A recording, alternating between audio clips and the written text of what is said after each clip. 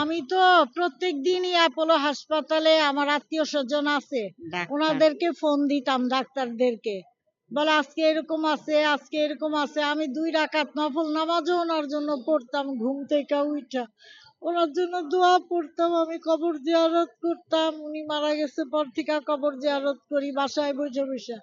আমার মন আর মানতা ছিল না। আমি আজকে বলছি আমার বোনরে, আমার মেয়েরে, আমার ওইখানে নিয়ে চলো, ওইখানে নিয়ে চলো। আমি আর পারতেছি না, আর পারতেছি না। আমি ওনার জন্য, হ্যাঁ, হ্যাঁ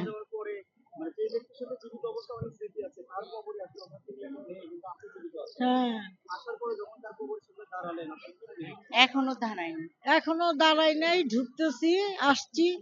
কিন্তু আমি ওনার জন্য এখানে বৈশাও কবর জিয়ারত করছি, ওইখানে ওই পাশে বৈশা ভিড় দেখা আর করতে পারি নাই। এনে বৈশা কবর জিয়ারত করছি, কবরটা এখন দেখবো।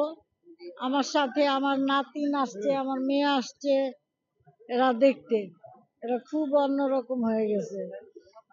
ওনার সাথে ছবি তোলার জন্য দাঁড়াইছিলাম পল্টনে, আছে বলে তো এই শেষ আসো, আসো আমার সাথে আসো।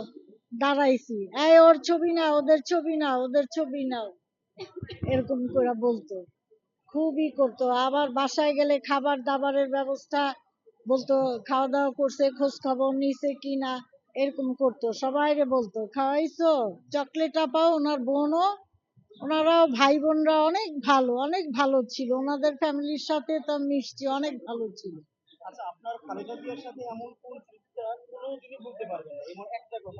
আমি কিছুই ভুলতে পারবো না ওনার কোনো স্মৃতি।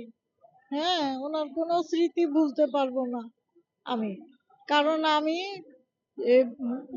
ম্যাডামের বেলবনে আর ইসে সিগনেচার করছি, তারিক জিয়ার, আমি আর মর্জিনা আপা কমিশনার খিলগাঁয়ের, দুইজনই বেলবনের সই করছি। সই করার পরেই অনেক মামলায় জর্জরিত হয়ে গেলাম আমি, 50টা মামলায়।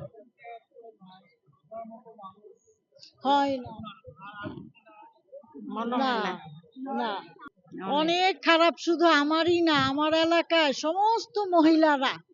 সমস্ত মহিলারা দোয়া পড়তেছে, কান্নাকাটি করতেছে, দোয়া পড়তেছে, বলছে ওনার মতো মানুষ হবো না।